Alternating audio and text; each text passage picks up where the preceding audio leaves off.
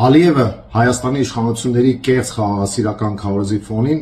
ցմահ կամ երկար տարիների ազատազրկման դատապարտեց Արցախի ռազմաքաղաքական ղեկավարությանը։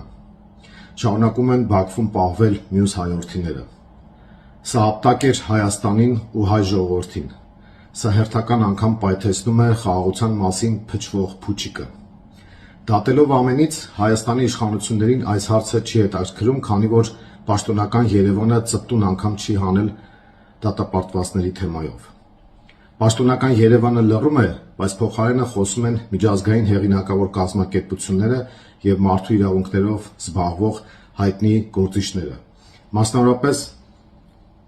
մեկնաբանելով Ռուբեն Վարդանյանի 20 տարվա ազատազրկման եւ մյուսների ապօրինի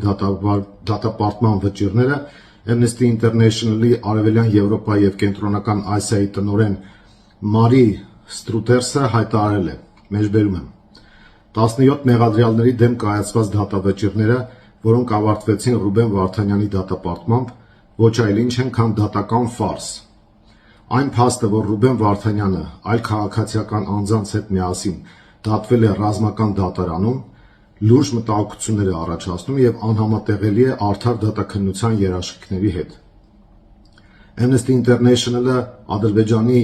իշխանություններից տեղեկատվություն է խնդրել դատավարության եւ հավաքված ապացույցների մասին, սակայն որևէ պատասխան չի ստացել։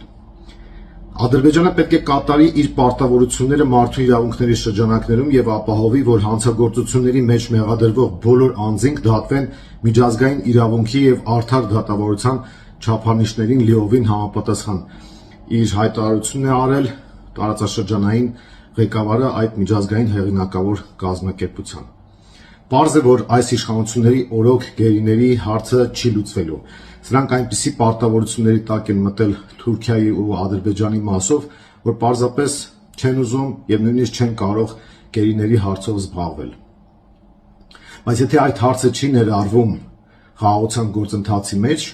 ապա մենք չենք ստանում կայուն, երկարատև եւ երաշխավորված խաղաղություն։ Եթե Հայաստանի իշխանությունները ցանկություն ունենային կամ կարողություն ունենային այդ հարցը լուծել, ապա Տրամպի վկայությամբ նախաստորագրված փաստաթղթում գերիների հարցը կներառվեր եւ դրա հրապարակային տեսք կստանալ։ Սակայն մենք տեսնում ենք, որ այդ ամենը տեղի չի ունեցել։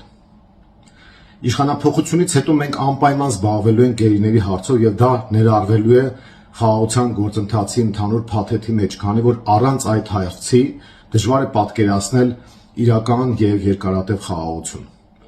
Գերիների ազատ արձակման հարցում մենք համոզված ենք եւ նաեւ տեսնում ենք տարբեր դիրքորոշումներից ելնելով շահագրգռված են Ռուսաստանը, Միացյալ Նահանգները, Արևմուտքը, միջազգային կազմակերպությունները, քանի որ նրանց էլ